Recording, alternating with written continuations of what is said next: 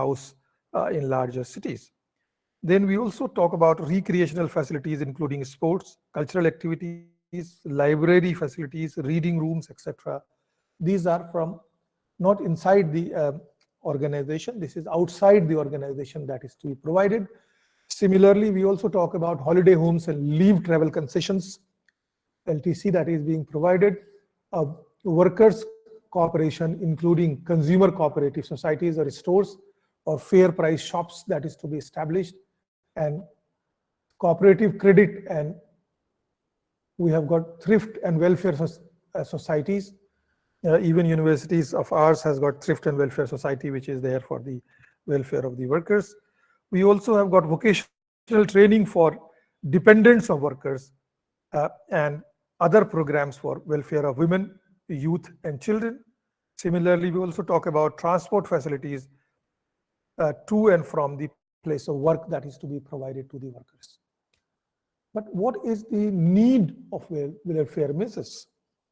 See, the need for the labor welfare arises from the very nature of industrial system, which is characterized by two basic factors. One, condition under which work is carried out on are not congenial for health. And second, when laborer joins an industry, he has to work in an entirely strange atmosphere, which creates problems for stellar adjustments. This is what Kurtzeller calls the two factor, the long term of the job and the social invasion of the factory. And therefore welfare is needed. Now, according to Labor Investigation Committee, the need for welfare measures arises as there have been the following benefits. Educational facilities, sports, entertainment, etc., make the worker feel that the employer is interested in their day-to-day life. Housing, canteen, sickness, maternity benefits, provident fund, gratuity, pension, etc., make the worker feel that they have a stake in the industry as much as anywhere else. A typical example of this could be seen in the company called Tata Group of companies called Titan. And before that, that was picked up from what JRD Tata has been doing, right? Now, the facility is, medical facility is such that a worker is not supposed to bother about any emergency that arises at his home. Everybody has got an emergency number at their homes. They only need to call the hospital, which is associated with the organization, and the ambulance facility will be provided immediately to pick the patient and take them to the medical facilities wherever it is provided. And full treatment will be provided by the organization, and the individual worker does not have to bother. Now, we also find that JRD had a practice that he used to spend an hour every day moving around the residential colony of the workers, where he made sure that to knock at least 4 to 5 houses a day and ask the family about their health, ask the family about the education of children, ask them about if they are having any problem. And at times he would also have tea with the family of the workers. This really created a kind of welfare of workers, and they were made to feel that they are really being cared by the organization, and their association with the organization increased with this kind of activities. We also find the provisions of good and clean food in the canteens improve the health of the employee, and it also the medical and maternity benefits free the workers of any kind of worries. I think we are going to see these things in detail. We also find that sanitary and hygiene, as we have seen in terms of provision of bathrooms, drinking waters, urinals, etc., also provides them some kind of good health benefit. Rest facilities, as we said, shelters and restrooms and sitting facilities leads to better health of the individual. Similarly, we have got feeding facilities, which is there under the Factories Act of 1948, Mines Act of 1952, Motor Transport Workers Act of 1961, and the Plantation Act of 1951 provides for this facility. We also find that medical facility is to be provided uh, to all workers. Now, this medical facility, sometimes we think that is only for the uh, individual workers. No, it covers the entire family, the dependents of the worker, spouse, and children, including dependent parents and dependent sisters or brother under the age of 18 if parents are dependent. The dependents of parents will also become dependent of the individual. Similarly, we also have got family planning, which is part of this exercise, which is not provided in the Factories Act. That is, tremendous growth in population has increased the strength of the labor force and created a number of economic problems, including the problem of unemployment, industrial unrest. Great deal of attention has therefore been paid to family planning program for industrial workers. And the ILO resolution of 1947 has included family planning as an integral part of labor welfare facilities that is to be provided. Similarly, we have already seen that uh, the crash facilities is to be provided. It says if more than 50 workers, but this clause has been amended to 30 workers now. Similarly, housing facilities is also being recommended by the ILO.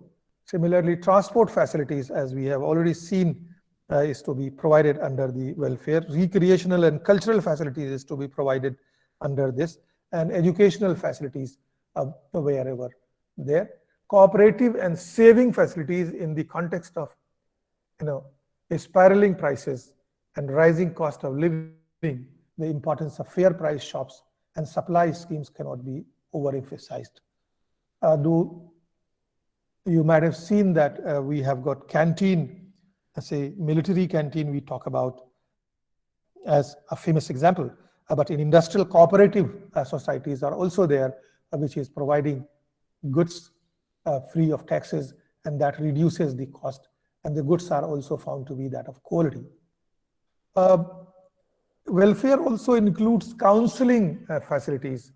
By means of this service, workers are able to receive advice and counsel on some of the personnel, and sometimes also on personal problems inside and outside their place of work. A trained social worker is usually appointed for this purpose, and counseling helps a worker to overcome his anxiety and troubles, and also they get counseling on the health and other problems. Distress relief and cash benefit is also a kind of welfare that is provided to the workers. There are many non-statutory welfare amenities available to industrial workers, depending on the importance of employer attaches to these benefits. And one such benefit is ex gratia payment called distress relief and cash benefits paid in case of health injury, sickness, marriages, marriages of children or self, or as the felicitation grants which are to be given. It is a gift made by the employer to the workers, right? This distress relief that is given, this is over and above the statutory one. Now, the Motor Transport Act, as we mentioned yesterday, I'll run through this once again. The motor transport undertaking are required to provide certain welfare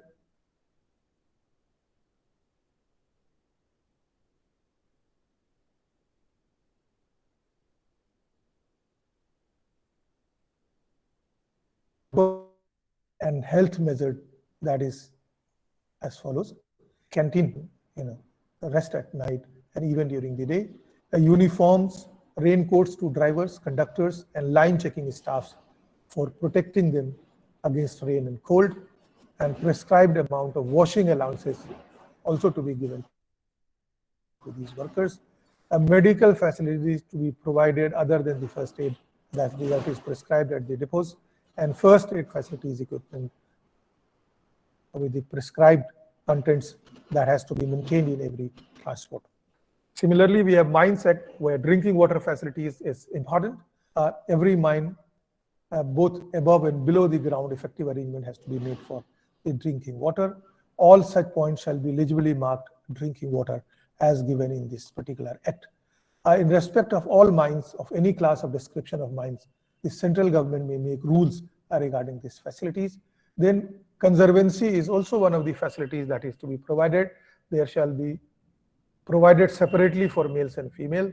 We know this is provision of latrines and urinals that is to be provided under this particular act. Then medical appliances are also to be provided under the Mines Act.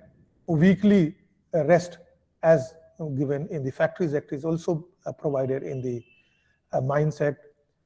Compensatory holidays or that is to be given.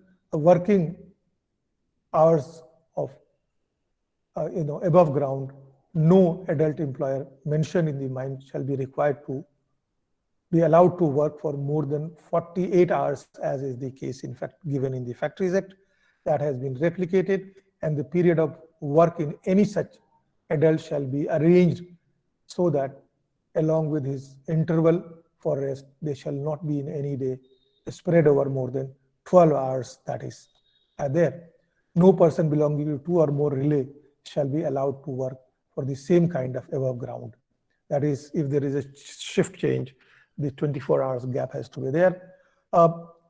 Below ground, no adult employee, below ground in a mine except pump minder, an onsetter, or an attendant of the continuously operated machinery shall be allowed to work for more than 48 hours below ground as well. And no adult except under subsection 1 shall be allowed to work for more than 54 hours. That is there. And we also find that special provisions for night relay is provided in the Mines Act. Extra wages for overtime, double the rate that is also given in the Factories Act, is provided in the Mines Act. But there are certain persons whose employment is also prohibited. We also find that mines has got shelters to be provided. They have got canteen facilities for 250 or more workers if they are working. Washing facilities outside the pit heads has to be provided. Then sitting facilities, if they can sit and work, and first aid appliances has to be provided. Mines rules exclusively deals with first aid rules. That is, trained person in the first aid should be provided with. They should also have the ambulance facilities and first aid stations which are there. The Plantation Act, as we said, has got provisions for health that includes drinking water facilities, medical facilities, that is the dispensaries, canteen facilities is also provided in this particular act called Plantation Act. Crash facilities wherein 50 or more workers are employed. And we also find that there are facilities for recreation, educational facilities for the children of the employee, housing facilities near the estate which is there. So all these facilities form part of this particular act which we have got as the welfare facilities for the employees. Right. Now, we also find that there is a provision of social security, a system that is in place. Now,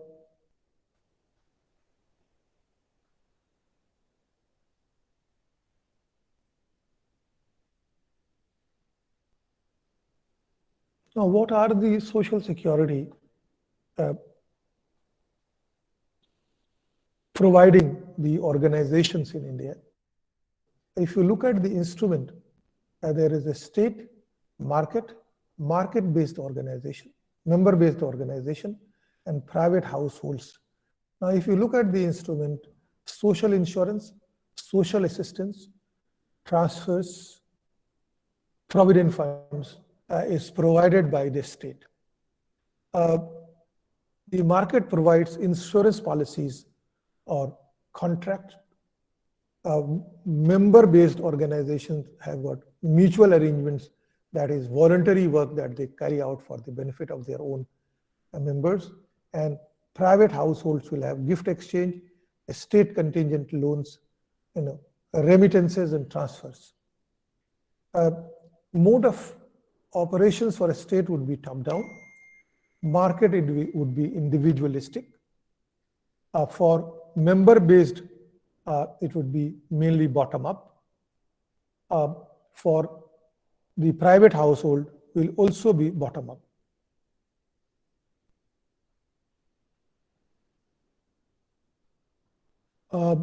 Incentives are rule of law, and regulations regulate the state-owned things. Market is maximization of profit, and member-based is balanced, that is reciprocity is there. In terms of private household, it is social norms which governs, and sanctions are exclusion of people from programs, withdrawal of programs, and level of premium level, that is for the organization. For the member-based social pressure that is there, and for private household, it is also the social pressure. But if you go further, it is social security in India is basically the sum of all government regulation and provisions that aims at enhancing the people's living condition. Now, these living conditions including legislations, acts, laws, regulations, and planning in the field of old age, wage, unemployment, and social exclusion, sickness, and health cares that is there. Now, if you look at income security measures, such as food security, employment security, education and health security, housing security, social insurance, and social assistance will also be part of the social security as far as the governmental rules are concerned. In the Indian context, the state bears the primary responsibility for developing appropriate system for providing social protection and assistance to its workers. The matters related to social security are listed in the directive principles of state policy and the subject in the concurrent list of the Constitution of India. So social security is provided in the concurrent list of the Constitution. Now, concurrent list, that is list 3 in the 7th schedule of the Constitution of India, details out this provision. Item number 23, social security and insurance, employment and unemployment is provided. Item 24, welfare of labor including conditions of work, provident funds, employer's liability, workmen's compensation, invalidity and old age, pension and maternity benefits are provided. We also have got part 4 of directive principles, that is Article 41, rights to work, to education, and to public assistance in certain cases.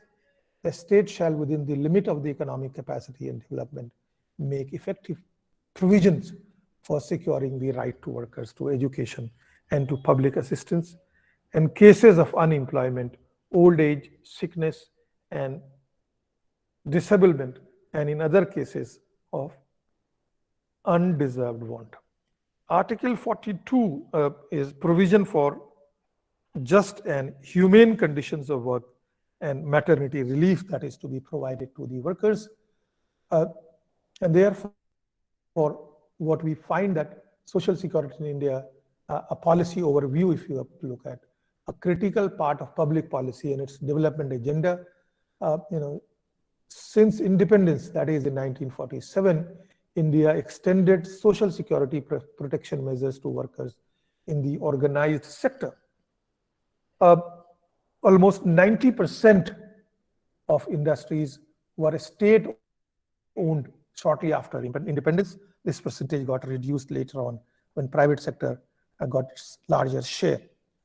For workers in unorganized sector, the emphasis was on promotional measures through special programs and later on through social assistance programs. And post 1991, that is post LPG, economic reforms paved the way for the beginning of debate form, debate formulation and provision of viable social security programs in India. What we find that if you look at social security, uh, other than India, before I go into the details, this started in Europe, and you might have heard of, you know, the gentleman called Bismarck. It was Bismarck who, for the first time, passed the act. If you that was in Austria, that was earlier part of Germany and later on got independent. So it was he who passed the act for the social security provisions. But India only adopted, as we said, it after independence when a committee was constituted in India to look into the social security measures, and later on it followed. But there were certain acts which were already in existence right from the time of the British rule in India, which basically provided for the social security that we will see in due course. Now, various efforts of the government was for designing of new right-based social security schemes, recasting of earlier schemes, introduction of innovative methods towards effective identification, enactment of comprehensive legislation for social protection of unorganized sector of workers. Now, what are different types of social securities? We have got contributory scheme, we have got welfare schemes, we have got social assistance, and we have got promotional social security measures. Now, if you look at each one of them separately, the contributory schemes generally statutorily administered by the government, except insurance schemes which are not governed by the government, which covers accident insurance, medical facilities, old age pensions, gratuity, provident fund, maternity benefits, income security, and unemployment allowances. And many of these are operated by boards at the state levels, right? What are those? Accidents insurance, medical facilities, old age pensions, gratuity, PF, maternity benefits, income security, and unemployment allowances which are being provided. The welfare schemes are including the central government imposes a cess on employers for workers engaged in, for example, limestone, dolomite industry, iron ore. Then we have got manganese industry, chrome and mica mines, the beauty industry, and the filmmaking and the theater industry also included in the welfare measures. We have got social assistance, which is centrally sponsored schemes like the National Social Assistance Program with its three components of old age pension scheme, National Family Benefit Scheme, and National Maternity Benefits Scheme, which is there. And promotional schemes would be nationwide programs such as the Public Contribution System, the Integrated Child Development Program, midday meal program, as we find is being given in primary schools, the supplementary nutrition programs, the rural employment programs, that is National Rural Livelihood Mission, We have got Manrega, which is also there, called Mahatma Gandhi National Rural Employment Guarantee Schemes. Now, these are basically the edifice of social security in India that is there. So, if you look at these schemes of social security as far as organization based is concerned, in India, the organized sector, which accounts for about 6% of the total workforce, benefits from a fair minimum standards of social security.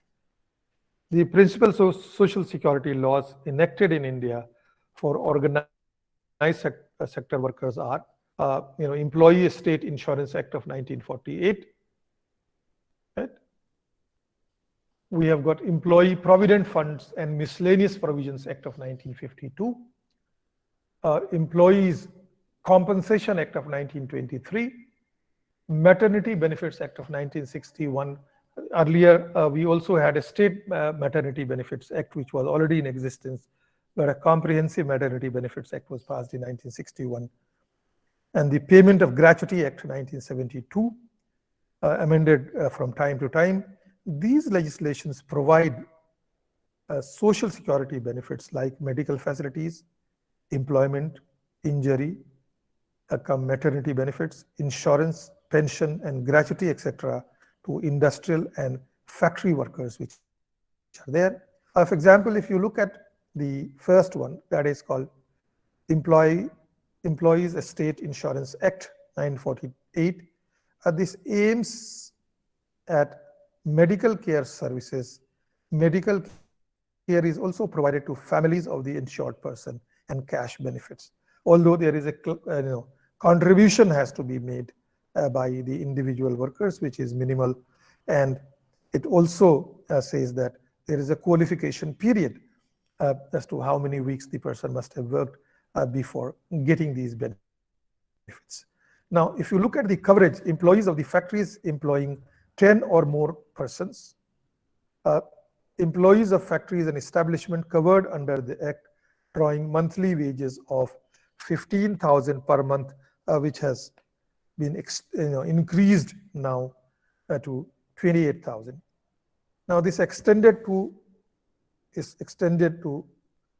provide health care to workers in the unorganized sector like beauty workers, cine workers, and non-coal mine workers.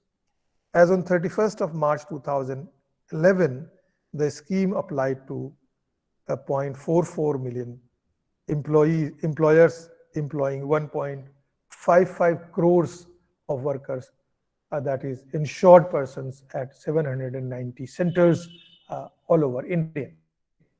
The contribution of employee would be, the employer will contribute 4.7% of wage of the covered employees. The employee is supposed to contribute 1.75% of their wage, right? So it is the employers and employee financed scheme that is there. The agency that operates it is the state governments, except for Delhi, Noida, and model hospitals wherein ESIC is directly providing medical services. So we have got ESIS hospital being established in all districts in India, and they provide medical facilities, consultation, as well as medicine to the covered workers. Now, delivery is through medical care. Service, this delivery of services we are talking about. Service direct system is 146 hospitals, 42 annexes, 1,402 dispensaries, and 93 ISM units, which are there to provide medical benefits to workers under this particular scheme of ESIS. Delivery cash benefits, network of 610 branch offices, 187 pay offices related sickness, permanent disablement, and death benefits are being provided to the dependents of the workers. Employees Provident Fund and Miscellaneous Provisions Act of 1952 is also the second one. I'll cover this on the next one. Thank you. The class in the department. Thank you, sir. Thank you, sir. Thank you, sir. Thank you, sir. It's okay. Thank Thank you. you, sir. Thank you, sir. Thank you. Thank you, sir. Thank you